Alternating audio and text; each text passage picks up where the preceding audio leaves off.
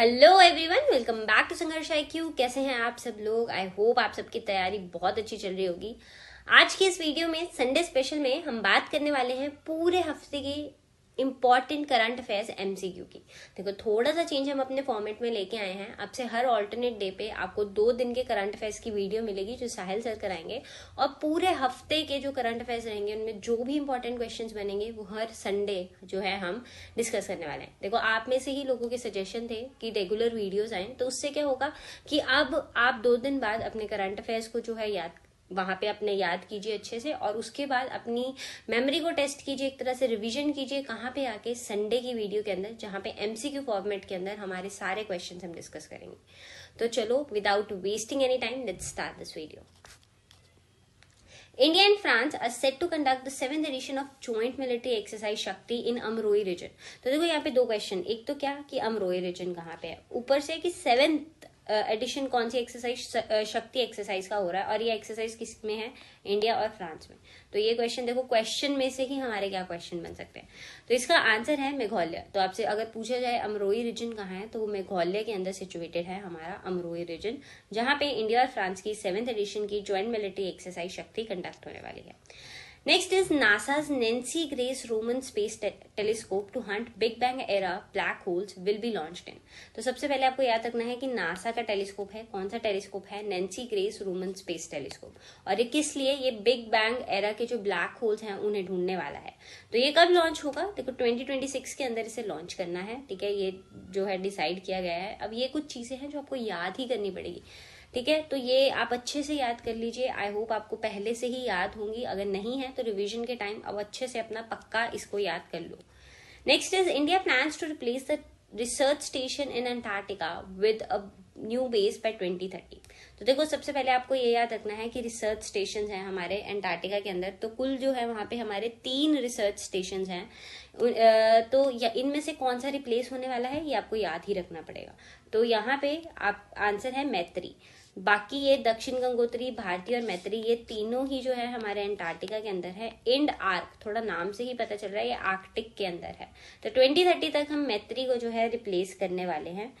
बाकी आपको बस इतना ही इसके अंदर जो है याद रखना है कि जो इंड आर्क है वो आर्कटिक उसके अंदर है हमारा research station. Next is India recently signed 10-year management agreement for Chabahar port. तो यहाँ पे छाबर पोर्ट कहाँ पे है आपको याद रखना है। देखो, ये तो काफी ज्यादा न्यूज में रहा है, तो आई होप आपको थोड़ा याद ऑलरेडी होना चाहिए ये चीज। तो ये ईरान के अंदर है छाबर पोर्ट। छाबर पोर्ट क्या है? एक सी पोर्ट है छाबर के अंदर जो ईरान में है। ये गल्फ ऑफ ओमान के अंदर है। ये सर्व करेगा as Iran closest and best access point to the Indian Ocean. ठीक है, तो ये ईरान का क्लोजेस्ट और बेस्ट एक्सेस पॉइंट रहेगा इंडिया के लिए इंडियन ओशन के अंदर। ये जो डेवलपमेंट है ये इंडिया का स्ट्रेटेजिक एफर्ट है एनहांस करने के लिए कनेक्टिविटी अफगानिस्तान के साथ, सेंट्रल एशिया के साथ एंड ब्रॉडर यूरेशियन रीजन के साथ। देखो, आपको पता है कि पाकिस्तान जो है हमें अलाउ नहीं करता डायरेक्टली यहाँ से अपना कार्गो ले जाने के लिए। ठीक है, तो कुछ भी अगर हमें सामान लेके जाना है या अपनी कनेक्टिविटी इंश्योर करनी है तो इंडिया को थोड़ा लॉन्ग रास्ता ईरान के थ्रू होके जाना पड़ता है अफगानिस्तान के अंदर। तो छाबर पोर्ट वो एक्सेस पॉइंट होगा जो हमें ईरान से आगे अफगानिस्तान, या फिर अगर यहाँ देखो आप ब्रॉडर यूरेशियन रीजन होगा, सेंट्रल एशिया होगा, इन सब से कनेक्टिविटी हमारी एनहांस करेगा। Next is which of the following is recently appointed by RBI as executive director. तो देखो, इनमें से कौन है जिन्हें अभी रिसेंटली एग्जीक्यूटिव डायरेक्टर बनाया गया है? तो आर लक्ष्मीकांत राव जो है, इन्हें रिसेंटली RBI का एग्जीक्यूटिव डायरेक्टर जो है अपॉइंट किया गया है। RBI काफी ज्यादा न्यूज में रहा है, इसीलिए आपको जो है ये क्वेश्चंस पूछे जा सकते हैं, स्पेशली स्टेट एग्जाम्स के अंदर। साथ ही देख लो और अपॉइंटमेंट कौन सी हुई थी। वाइस एडमिरल संजय भल्ला जो है उन्हें chief of personal Indian navy जो है अपॉइंट किया गया है। सीनियर IPS ऑफिसर इदाशिशा नोंगरंग जो है उन्हें नेम किया गया है मेघालय की first women director general of police. ठीक है, एंड दिलीप संघानी जो है उन्हें इलेक्ट किया गया है chairman of Indian farmer fertilizer cooperative. साथ ही आपको यहाँ पे याद रखना है RBI से कि RBI का जो हेडक्वार्टर है वो मुंबई के अंदर है, और इनकी जो गवर्नर है उसका नाम है शक्ति कांता दास। ठीक है, तो ये 2 क्वेश्चंस भी आपको यहाँ पे साथ ही याद रखने हैं। Next is UNESCO adds 3 Indian literary masterpieces to the list of. तो अब ये यहाँ पे यूनेस्को ने कहाँ पे ऐड किया है? तो मेमोरी ऑफ वर्ल्ड रजिस्टर है, जिसके अंदर मास्टरपीसेस को ऐड किया जाता है। तो 3 इंडियन लिटरेरी मास्टरपीसेस जिसमें रामचरितमानस, पंचतंत्र एंड श्रद्धालोक कोना, इनको जो है एंटर किया गया है यूनेस्को की memory of the world Asia Pacific regional register. ये जो इंक्लूजन है ये इंडिया के लिए प्राउड मोमेंट है, ये कॉन्फर्मेशन है कि हमारे यहाँ पे रिच लिटरेरी हेरिटेज है एंड कल्चरल लेगेसी है। देखो ये तीनों ही जो है ये यूनेस्को की ही लिस्ट है। वर्ल्ड हेरिटेज साइट्स के अंदर भी इंडिया की 42 साइट्स हैं। उसके बाद इंटेंजिबल कल्चर जो हेरिटेज है इसके अंदर भी 15 साइट्स जो है इंडिया की ऑलरेडी है।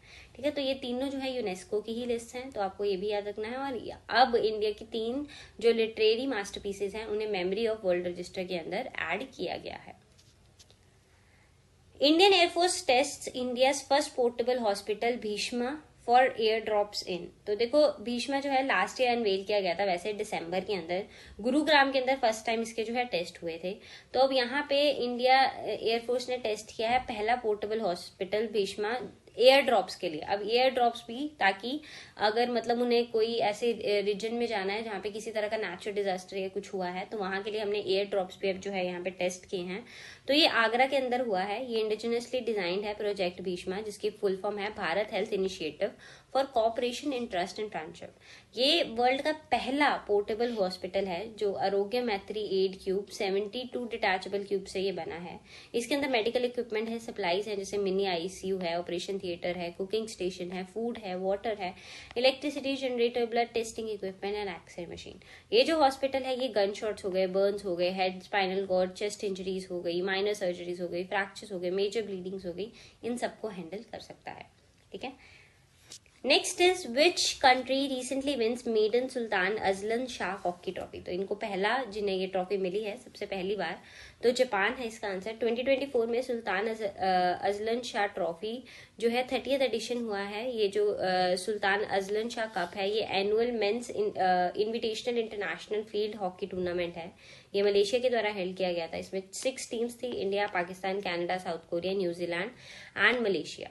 जो फाइनल था वो जापान एंड पाकिस्तान के बीच में हुआ, जहाँ पे जापान ने 3-1 से पाकिस्तान को हराया शूट आउट के अंदर। एंड यहाँ पे अब जापान ने यहाँ पे मेडन ट्रॉफी जीती है। साथ ही आपको ये भी याद रखना है कि इंडिया यहाँ पे पार्टिसिपेट नहीं करता। देखो पता ही चल रहा है टीम्स के अंदर इंडिया का नाम नहीं है। Next is NASA has unveiled its ambitious plan to construct the first railway system on moon known as। तो मून के ऊपर फर्स्ट रेलवे सिस्टम जो है कंस्ट्रक्ट किया जाएगा नासा के द्वारा और उसका नाम वो जो है फ्लोट रखा जाएगा। नासा ने अनवेल किया है कि उनका एक एम्बिशियस प्लान है कंस्ट्रक्ट करना है फर्स्ट लूनर रेलवे सिस्टम जिसे float, flexible levitation on a track, design to revolutionise payload transport on moon. जो फ्लोट है वो एक रोबोटिक ट्रांसपोर्ट सिस्टम है, डिजाइन किया जाएगा support daily operation on lunar surface के लिए। ठीक है, next is world hydrogen summit 2024 recently concluded in. तो वर्ल्ड हाइड्रोजन समिट हुई है 2024 की और ये रिसेंटली जो है रॉटरडम नीदरलैंड्स के अंदर जो है कंडक्ट की गई है। Next, P Shyam Nikhil from Tamil Nadu becomes India dash chess grand master. तो अभी इंडिया को टाइटल मिला है चेस ग्रैंड मास्टर का। तो सबसे पहले आपको याद रखना है कि पी श्यामा निखिल को तमिलनाडु से जो है इन्हें चेस ग्रैंड मास्टर का इंडिया के अंदर जो है टाइटल मिला है। तो ये कितने जो है अब इस बार कौन सा टाइटल था, तो दिस वाज 85th टाइटल। ठीक है, तो ये आपको याद रखना है। Next is archaeologist discover ancient supercontinent dash that facilitated human migration from Asia to Australia 70,000 years ago. तो कौन सा ऐसा एंशिएंट सुपरकॉन्टिनेंट मिला है जहां से ह्यूमन माइग्रेशन जो है एशिया से ऑस्ट्रेलिया में 70,000 साल पहले जो है फैसिलिटेट होती थी। तो इसका नाम है साहुल। ठीक है, तो ये साहुल यहाँ पे ये एरिया है, ठीक है, ऑस्ट्रेलिया के पास जो ये कनेक्ट करता था। Next is dash has been recently bestowed with Sahitya Akademi fellowship. तो देखो सबसे पहले आपको ये याद रखना है साहित्य अकेडमी जो है 1954 में स्टैब्लिश किया गया था। 24 लैंग्वेजेस के लिए इसे दिया जाता है। 22 तो 8th शेड्यूल वाली लैंग्वेजेस है प्लस इंग्लिश एंड राजस्थानी। ठीक है, तो इस साल का जो अवार्ड है वो रस्किन बॉन्ड को मिला है इंग्लिश के अंदर। तो रस्किन बॉन्ड जो है उन्हें साहित्य अकेडमी फेलोशिप मिली है। ये हाईएस्ट ऑनर है जो इंडिया में premier literary organisation Sahitya Akademi देती है। He was awarded an award in 1992 for tree still grow in Dehra. He was also awarded Padmashri 1999 के अंदर एंड पद्म भूषण 2014 के अंदर। Next is Indian army set to receive delivery of man portable Igla S air defence system. तो ये यहाँ हमें कहाँ से मिलने वाला है, तो रशिया से ये मिलने वाला है। ये पोर्टेबल डिवाइसेस हैं, एक कोई भी जो है इंसान जो है इसे ऐसे पकड़ के जो है यहाँ से इसे यूज कर सकता है। तो Igla S man portable air defence system है, जिसे मैन पैड्स किया जाता है, इसे रशिया से हम जो है रिसीव करने वाले हैं। It is hand held defence system, ये जो है ऑपरेट किया जा सकता है इंडिविजुअल या क्रू के द्वारा। It is designated to bring down low flying aircraft and can also identify neutralize air targets, जैसे क्रूज मिसाइल्स हो गई, ड्रोन्स हो गए। और इसकी रेंज जो है वो 500 मीटर से लेके 6 किलोमीटर तक रहने वाली है, और ये अटैक कर सकता है ऑल्टीट्यूड 3.5 किलोमीटर तक। Next is Neeraj Chopra clinches gold medal at 27th federation cup 2024। तो नीरज चोपड़ा ने अभी कुछ दिन पहले भी सिल्वर मेडल जीता था दोहा डायमंड लीग के अंदर। तो अभी फिर से इन्हें जो है 27th फेडरेशन कप 2024 के अंदर जो है भुवनेश्वर उड़ीसा के अंदर इन्हें गोल्ड मेडल जो है मिला है। ओलंपिक चैंपियन नीरज चोपड़ा जीते हैं ये गोल्ड मेडल। 82.27 मीटर थ्रो था उनका मेंस जैवलिन फाइनल में। ये 27th फेडरेशन कप थी, senior national competition in Kalinga stadium Bhubaneswar. ठीक है। Next is Bharat pavilion at 77th Cannes festival inaugurated in. तो ये कहाँ पे हुआ था, तो सबसे पहले आपको याद रखना है कि फ्रांस के अंदर ये हुआ था। ये जो ईयर है spells a magic for Bharat at 77th Cannes festival with numerous official selections across sections, and जो भारत पवेलियन है was inaugurated today at 77th Cannes festival in France. जो भारत पवेलियन है here would serve as a hub for networking, collaboration, promoting of Indian cinema on a global stage. तो जो Cannes film festival है France के अंदर, ये international film festival होता है। वैसे ही इंडिया के अंदर गोवा, ये जो है गोवा में होता है इंडिया में। 2003 से ये वहां पे हो रहा है। Next is which country becomes world's first country to lose all its glacier. तो कौन ऐसी पहली कंट्री बनी है जिसके सारे जो ग्लेशियर्स हैं वो खत्म हो गए हैं, तो वेनेजुला। यहाँ पे 5 जो है 6 में से वेनेजुला जो ग्लेशियर्स थे वो ऑलरेडी मेल्ट हो गए थे 2011 में। सिर्फ एक बचा था हम्बोल्ट ग्लेशियर, अब वो भी न्यू रिसर्च ने बोला है कि वो भी जो है मेल्ट हो चुका है। ठीक है, ये बहुत बड़ा होता था और अब ये सिर्फ 2 हेक्टेयर का रह गया है, विच मीन्स कि अब ये ग्लेशियर नहीं रहा है बट एक आइस फील्ड जो है बन के रह गया है। तो ये बहुत ज्यादा चिंता की बात है। ग्लोबल वार्मिंग के कारण, क्लाइमेट चेंज के कारण ग्लेशियर्स मेल्ट हो रहे हैं, सी लेवल राइज करेगा और बहुत ज्यादा जो प्रॉब्लम्स हैं देखने को मिलेंगी हमें कमिंग फ्यूचर के अंदर।